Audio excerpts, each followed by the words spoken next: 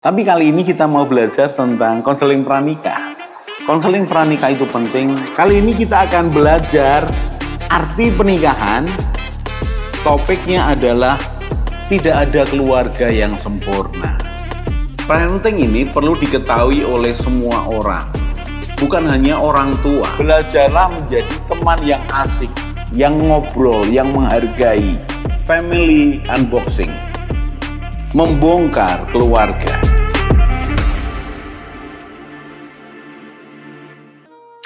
Salam keluarga Indonesia. Kita belajar lagi. Dan kali ini kita melanjutkan topik anak nakal salah siapa.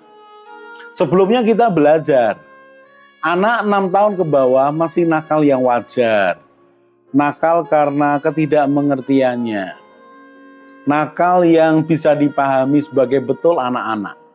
Tetapi kita belajar ketika anak memasuki 6 tahun kedua, umur 6 sampai 12, sekitar usia SD.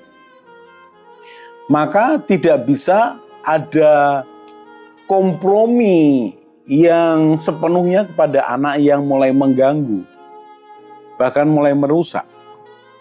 Karena ternyata anak SD, kalau kita belajar, kenakalannya sebenarnya berasal dari di rumah, di keluarganya. Ketika keluarganya tidak memberikan pengajaran, peraturan, tatanan, otoritas, menghargai, peduli, tanggung jawab, ketika tidak diajari seperti ini, maka ketika dia di sekolahan, dia juga lakukan yang sama. Jadi dia tidak peduli, tidak bertanggung jawab. Selain orang tua, ternyata tanggung jawabnya adalah anak yang bersangkutan. Karena anak yang bersangkutan punya kecenderungan. Walaupun sekali lagi balik ke orang tuanya ketika mendidik anaknya seperti apa. Tetapi tidak sepenuhnya itu merupakan salah orang tuanya. Anak tetap berperan dalam kesalahannya. Berikutnya adalah lingkungannya. Karena itu hati-hati memberikan didikan sekolah kepada anakmu. Perhatikan sekolah yang seperti apa anakmu. Lingkungannya seperti apa. Karena mau tidak mau ada benturan kenyataan kalau di rumah berbeda dengan di sekolahan. Disinilah sebenarnya mestinya diskusi dengan anak-anakmu. Orang tua jangan biarkan anakmu mengelolanya sendiri. Berikutnya lagi adalah otoritas di atasnya. Guru. Guru berpengaruh besar. Pak, masa anak nakal karena gurunya? Tidak langsung, saudara.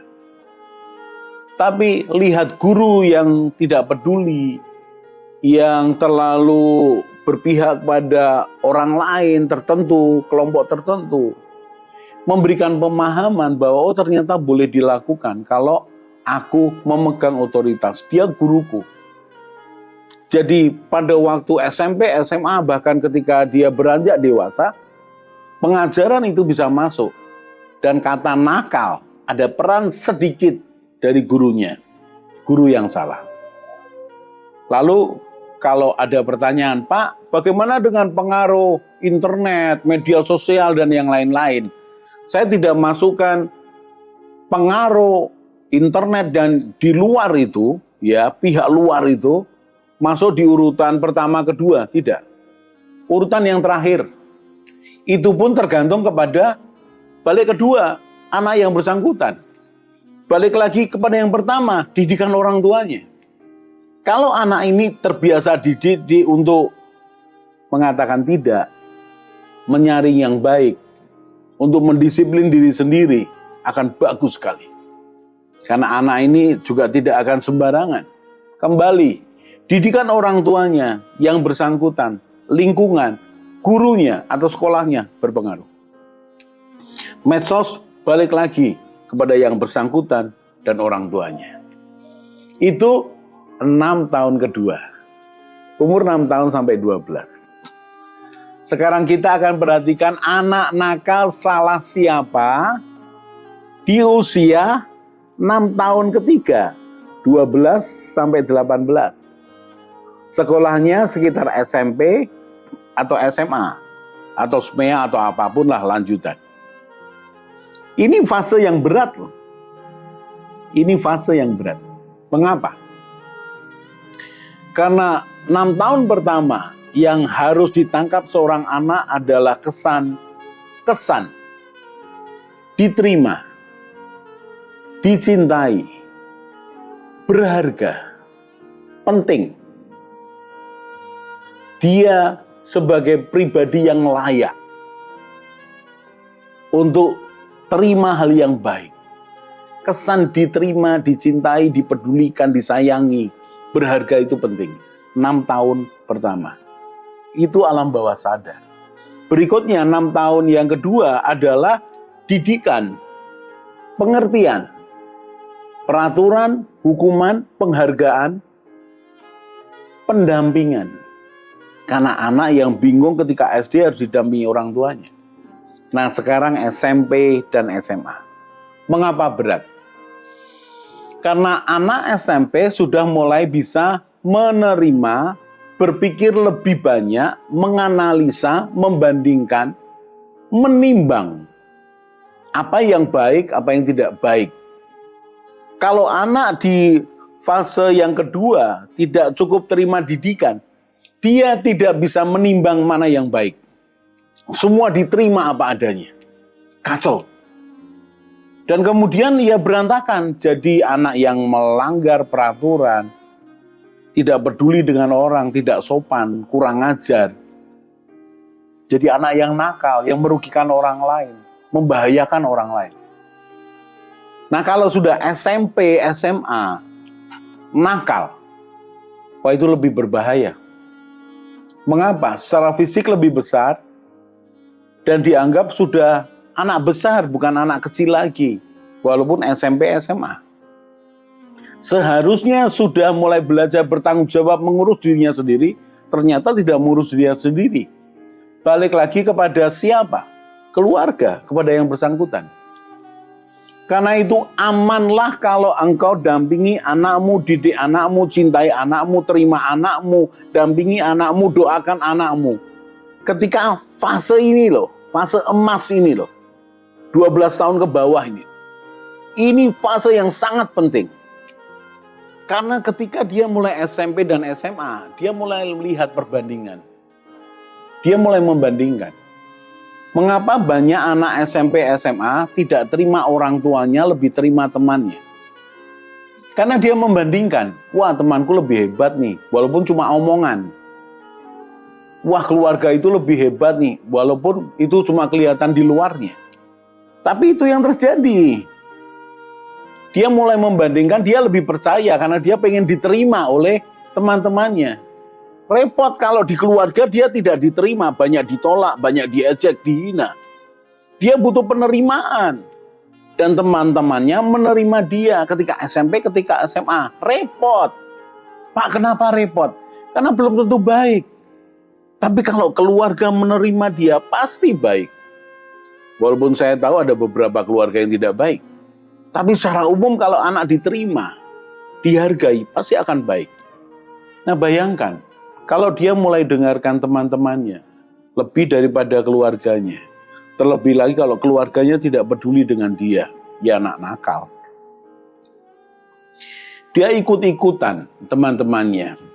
Anak umur 12-18 itu berbahayanya adalah ingin mencoba. Apapun dicoba. Mencoba merokok, mencoba mengganggu temannya, mencoba berkelahi, mencoba pacaran, mencoba hal-hal yang belum waktunya, mencoba dan mencoba. Dia sedang membangun siapa dia, jati dirinya, 12-18 ini. Dia sedang membentuk siapa dia, apa tujuan hidupnya. Dan itu butuh pendampingan. Siapa? Orang tua. Bayangkan orang tua. Dan ajari dia untuk menimbang yang baik, memutuskan.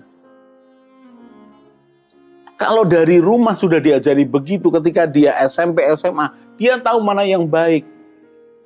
Dia tahu mana teman-temannya yang jelek, yang jahat. Jadi kalau SMP, SMA, salah siapa? Minta maaf sekali lagi. Saya harus katakan, andilnya tetap orang tua. Andilnya tetap orang tua. Yang kedua, ya yang bersangkutan dong. Yang bersangkutan. Mengapa? Sekali lagi. Apakah dari keluarga yang berantakan, yang buruk akan menghasilkan anak yang baik? Secara umum tidak. Secara umum tidak. Keluarga buruk akan menghasilkan anak yang buruk. Tapi pertanyaannya, apakah anak yang buruk dari keluarga yang buruk akan buruk selama-lamanya? Tidak. Kita akan lihat nanti di segmen berikutnya. Mengapa? Karena anak punya keputusan untuk merubah dirinya sendiri. Dan itu menjadi tanggung jawabnya. Pak, tadi Bapak katakan yang salah tetap orang tuanya. Iya, Ibu Bapak. Kan 6 tahun pertama, 6 tahun kedua, 6 tahun ketiga tetap orang tuanya. Pertanyaan saya, didikan apa? Budaya apa? Konsep hidup seperti apa? Dan hal apa yang baik yang kau tanamkan kepada anakmu? Jadi, salah siapa? Minta maaf Bapak Ibu. Pertama, andil orang tuanya. Yang kedua, yang bersangkutan. Yang bersangkutan tidak mampu untuk mengelola, menimbang, membedakan. Sehingga dia salah mengambil keputusan. Lalu bagian yang ketiga, salah siapa? Ya pasti lingkungannya. Tapi lingkungannya pun tergantung dia dan tergantung didikan keluarga. Pak, salah gurunya sekolahnya bisa jadi. Bisa jadi, saya katakan bisa jadi. Bapak Ibu pendidik SMP, SMA jangan marah. Bisa jadi. Karena itu juga berpengaruh besar. Lalu bagaimana dengan media sosial, internet dan segala macamnya? Bisa jadi, tapi kembali kepada yang bersangkutan. Yaitu seberapa dia dididik, seberapa dia bisa mengelola, melatih dirinya. Untuk menyisihkan yang buruk, memilih yang baik. Demikian. Jadi salah siapa? Salah banyak pihak. Tapi adakah jalan keluar? Pasti ada jalan keluar. Kita akan bicarakan nanti di segmen berikutnya. Salam keluarga Indonesia. Mari bergabung dalam Keluarga Indonesia dengan cara subscribe channel ini. Di Keluarga Indonesia, kita akan belajar bersama tentang pranikah, pernikahan, keluarga, parenting, mertua menantu, dan juga family unboxing. Jadi jangan lupa share kepada teman dan keluarga dan juga subscribe